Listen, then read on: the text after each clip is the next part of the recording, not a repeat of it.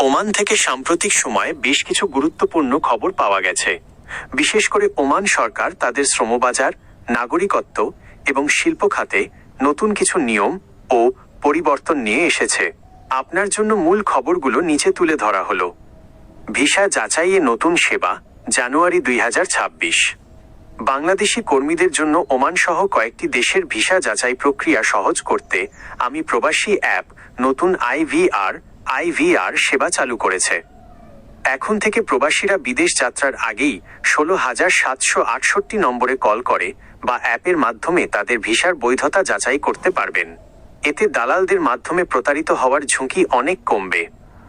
2. নাগরিকত্ব ফি নির্ধারণ।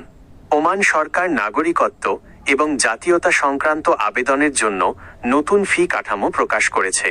4 জানুয়ারি 2026 থেকে এটি কার্যকর হয়েছে। ওমানি নাগরিকত্বের আবেদনের জন্য এখন ফি দিতে হবে 600 রিয়াল।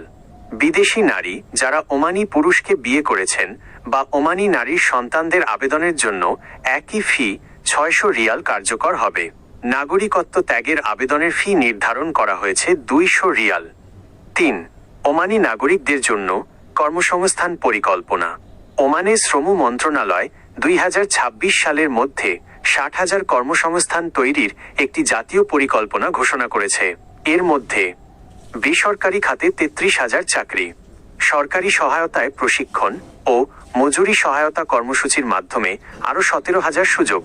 এটি মূলত ওমানাইজেশন ওয়ার্কফোর্স লোকালাইজেশন প্রক্রিয়ার অংশ, যার ফলে নির্দিষ্ট কিছু পেশায় প্রবাসীদের জন্য কাজ পাওয়া আরও চ্যালেঞ্জিং হতে পারে।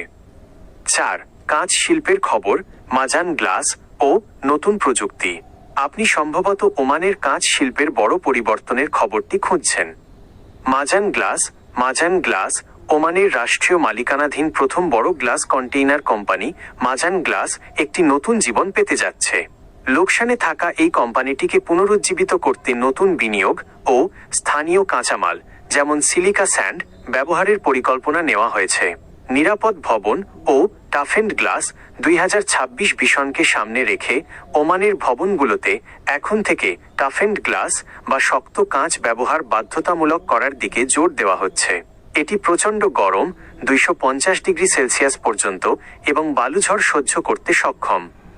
সতর্কতা, ওমানে সাম্প্রতিক সময়ে সড়ক দুর্ঘটনায় বেশ কয়েকজন বাংলাদেশি প্রাণ হারিয়েছেন।